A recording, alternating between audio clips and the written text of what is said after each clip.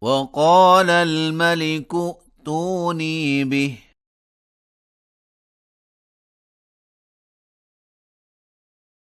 فلما جاءه الرسول قال ارجع إلى ربك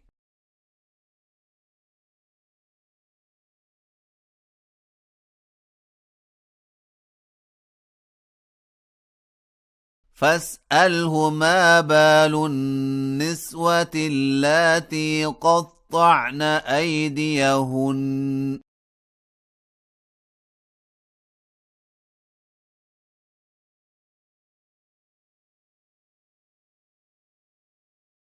إن ربي بكيدهن عليم.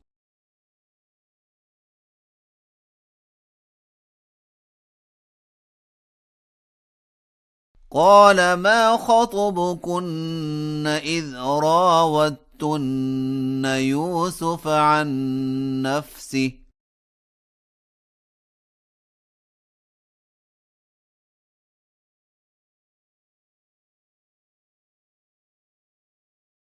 قلنا حاش لله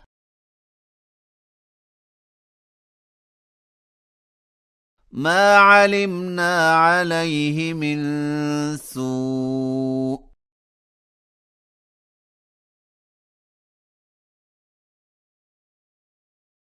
قالت امرأة العزيز الآن حصحص الحق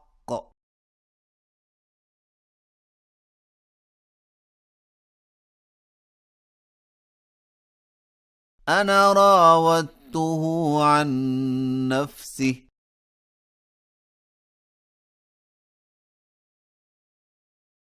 وإنه لمن الصادقين.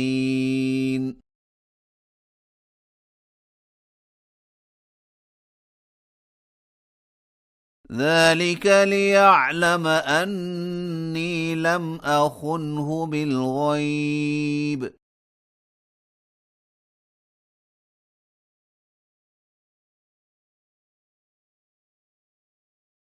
وأن الله لا يهدي كيد الخائنين.